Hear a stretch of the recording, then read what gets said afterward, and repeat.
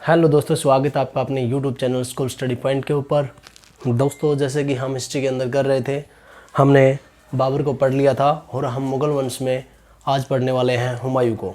तो चलो देखते हैं कि हुमायूं का क्या सीन रहता है अपनी हिस्ट्री के अंदर। तो सबसे पहले हम जानते हैं कि बाबर था कौन। बाबर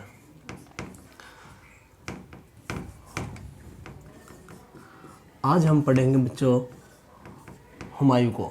और हुमायूं के बारे में जानने से पहले हम देखते हैं कि बाबर के कौन कौन हुए बाबर के। ठीक है, तो सबसे पहले सबसे बड़ा बेटा इसका था हुमायूं। कौन था? हुमायूं। ठीक है, उसके बाद में इसका बेटा था, सेकंड नंबर पे जाता था, वो था कामरान। ठीक है, उसके बाद में जो आता था उसका नाम था हिंदाल। ठीक है, और उसके बाद में जो आता था उसका नाम था अस्करी।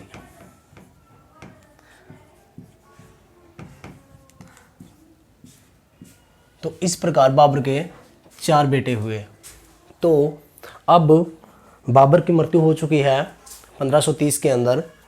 48 वर्ष की आयु में बाबर की मृत्यु होती है।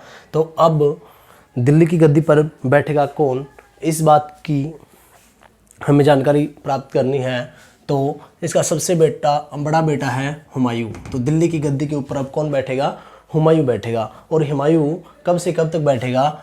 हुमायूं 2 बार बैठेगा। एक बार तो 1530 के अंदर बैठेगा जब बाबर की मृत्यु होगी, और ये बैठेगा 1540 तक। 1540 तक यहाँ पे एक युद्ध होगा जिसमें शेरशाह सूरी या फरीद खान इसको हरा देगा। ठीक है, उसके बाद में ये 1556 के अंदर 55 के अंदर गद्दी पे बैठेगा और 1556 के अंदर इसकी मृत्यु हो जाएगी। ठीक है, तो इस प्रकार हम देखेंगे कि ये अपने काल में 2 बार गद्दी के ऊपर बैठता है। अब हम बात करते हैं हुमायूं की। तो हुमायूं का नाम क्या था? हुमायूं का नाम था नसीरुद्दीन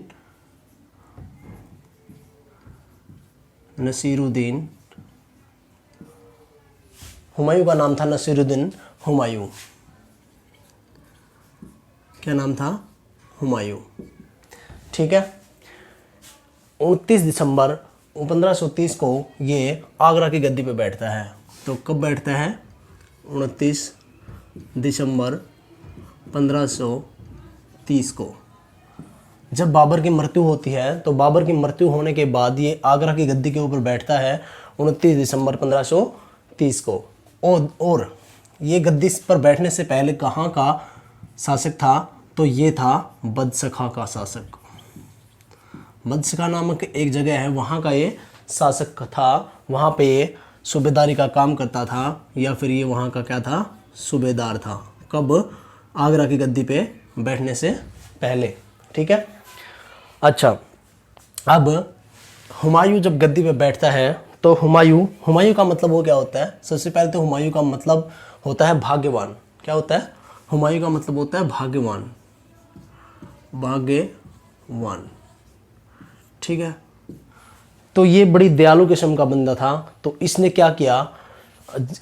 अपने पिताजी का, इसके पिताजी बाबर का जो साम्राज्य था उसको बांटने की कोशिश की। और इसने उस साम्राज्य को कैसे कैसे बांटा?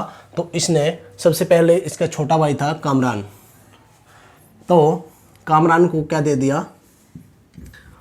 कामरान को इसने दिया काबुल और कंधार। काबुल और कंधार किसको दिया? कामरान को। इसके बाद में इसने अस्करी को संभल दे दिया। अस्करी को कौन सा दे दिया? संभल। संभल किसको दे दिया? अस्करी को।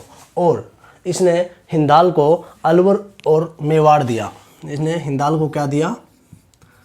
हिंदाल को कौन सी जागीर सौंपी इसने? अलवर, और एक तो थी अलवर और मेवाड़। ये 2 विरासतें इसको सौंप दी। अब ये बड़ा ही उदारू या फिर बड़ा ही अच्छे दिल का आदमी था, तो इसने बंटवारे के समय अपने चचेरे भाई सुलेमान को भी एक जागीर सौंपी, जिसका नाम था क्या, किसको सौंपी, सुलेमान को। तो इसका चचेरा भाई था एक सुलेमान, उसको जागीर सौंपता है किसकी, तो ये खुद बदसखा की सौंपता है, किसकी, बदसखा की। बदसखा का किसको बना देता है, ये बदसखा किसको दे देता है, सुलेमान को। इस प्रकार इसने अपने पिताजी की जितने भी इसकी प्रॉपर्टी थी, जितना भी इसका एरिया था, वो सारा बांट दिया। कैसे कैसे बांटा, देखिए, कामरान को काबुल और कंधार दे दिया, अस्करी को संभल दे दिया, हिंदाल को अलवर और मेवाड़ दे दिया, और सुलेमान को क्या दे दिया, बदसखा। ठीक है। इसके बाद में इसने 1532 के अंदर इसने क्या किया, 1532 के अंदर ये एक युद्ध करता है जिसका नाम होता है दोहरिया का युद्ध। 1532 में कौन सा युद्ध होता है, दोहरिया का युद्ध।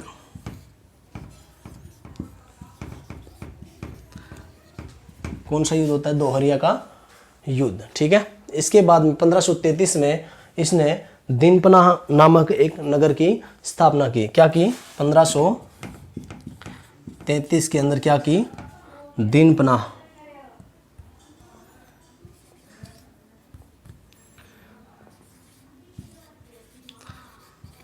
दीनपनाह नामक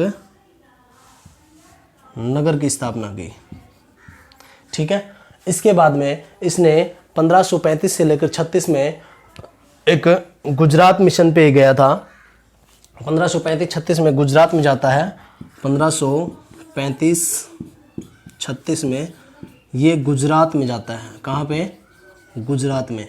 और गुजरात में जब ये जा रहा होता है तो वहाँ पे ये बहादुर शाह के साथ लड़ाई करता है, एक बैटल लड़ता है, बहादुर शाह वर्सेस कौन है, हुमायूं। तो बहादुर शाह और हुमायूं के बीच में एक लड़ाई होती है जिसमें ये कामयाब होता है गुजरात को जीतने में। ठीक है। अब इसके बाद में ये 1530 में गद्दी के ऊपर बैठ गया था, और 30 में गद्दी के ऊपर बैठने के बाद इसने एक युद्ध किया, दोहरिया का युद्ध, और 1533 में इसने दीनपनाह नगर की स्थापना की। उसके बाद 1535-36 में जब ये गुजरात मिशन के ऊपर गया तो वहाँ पे इसकी लड़ाई होती है बहादुर शाह के साथ, और ये गुजरात को जीतने में सफल होता है। ठीक है। इसके बाद में इसका 1539 में, 1535 के बाद हम चलते हैं 1539 के अंदर। तो 1539 के अंदर क्या होता है, जब यहाँ पे एक लड़का आता है जिसका नाम है शेरशाह सूरी। क्या है, शेरशाह सूरी या फरीद खान। ये एक लड़ाई करता है, ये एक युद्ध करता है जिसका नाम देते हैं चौसा का युद्ध। चौसा का युद्ध। अब चौसा का युद्ध होता है 1539 के अंदर। तो ये किस किस के बीच होता है, ये होता है फरीद खान, या फिर इसको बोलते हैं शेर खान, या फिर उसको बोलते हैं शेरशाह सूरी।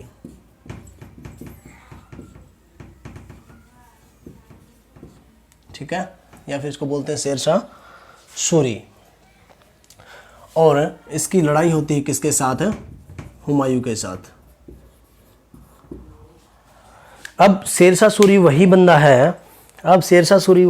है, जो बाबर की नज़रों में आता है। कब, 1527 के युद्ध में, 1528 के युद्ध में, चंदेरी के युद्ध में ये सामने आता है। और चंदेरी के युद्ध में ही ये भाग जाता है और वहाँ से कसम खाता है कि एक न एक दिन मैं आगरा के ऊपर अपना अधिकार जमा लूँगा, या दिल्ली के ऊपर अपना अधिकार जमा लूँगा। ये बात कह के ये वहाँ से भागता है। तो ये 1539 में हुमायूं से युद्ध करने के लिए वापस आता है और चौसा के अंदर युद्ध करता है। और यहाँ पे हुमायूं जीत जाता है और शेरशाह सूरी हार जाता है। लेकिन ये बंदा फरीद खान ऐसा बंदा है जो हार मानने वाला नहीं है।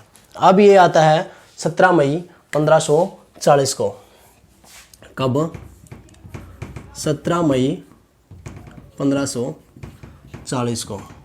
तो 17 मई 1540 को ये वापस आता है बिलग्राम के अंदर। इसको बिलग्राम या कन्नौज का युद्ध बोलते हैं। कहाँ पे आता है? बिलग्राम,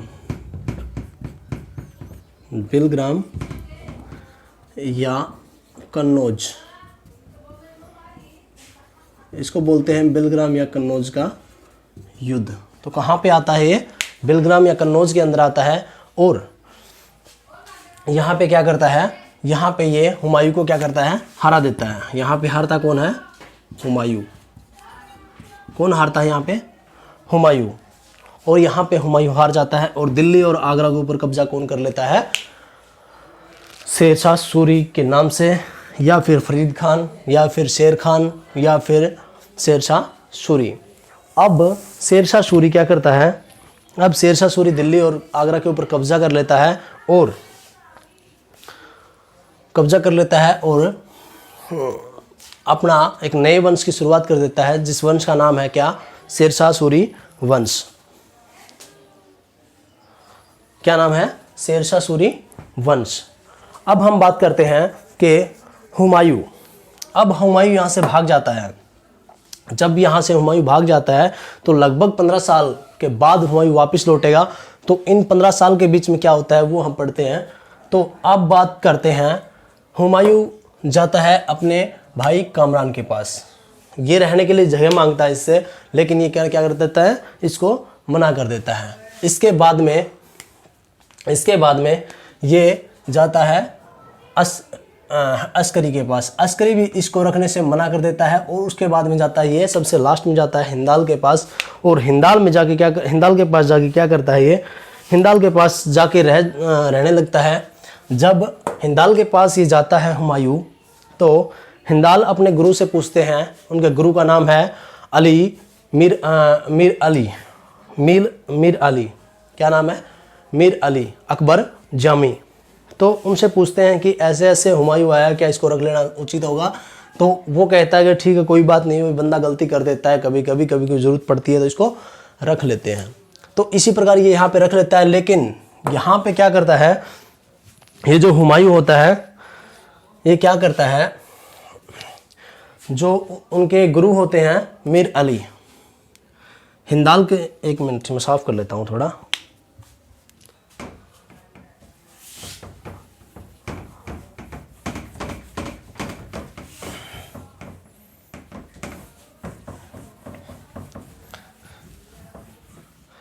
अब क्या होता है? हिंदाल के गुरु होते हैं कौन? हिंदाल के गुरु हैं कौन? मीर अली। कौन है? मीर अली। अब मीर अली की पुत्री होती है एक हमीदा बानो बेगम। क्या नाम है इसका? पुत्री है कौन? हमीदा। कौन है? हमीदा बानो बेगम।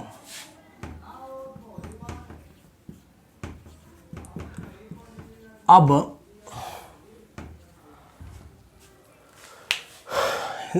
हुमायूं क्या करता है? हुमायूं इसके साथ शादी करने का क्या करता है? प्रस्ताव रखता है। तो हुमायूं इससे शादी कर लेता है। कब? 1541 के अंदर। ठीक है, कब कर लेता है? 1541 के अंदर क्या कर लेता है हुमायूं? हमीदा बानो बेगम से शादी कर लेता है। हमीदा बानो बेगम किसकी पुत्री थी? तो मीर अली की पुत्री थी। मीर अली किसके गुरु थे? तो हिंदाल के गुरु थे कौन? मीर अली। अब क्या बात होती है? 1542 के अंदर। अब 1542 के अंदर हुमायूं के घर एक संतान पैदा होती है जिसका नाम है अकबर, जिसका नाम आगे जाके क्या पड़ेगा? अकबर। तो अकबर का जन्म कहाँ पे होता है? अमरकोट के अंदर होता है। अमरकोट राजस्थान के अंदर पड़ता है। कहाँ पे? राजस्थान के अंदर पड़ता है। और इसी समय यहाँ पे अमरकोट राजस्थान के अंदर पड़ता है। और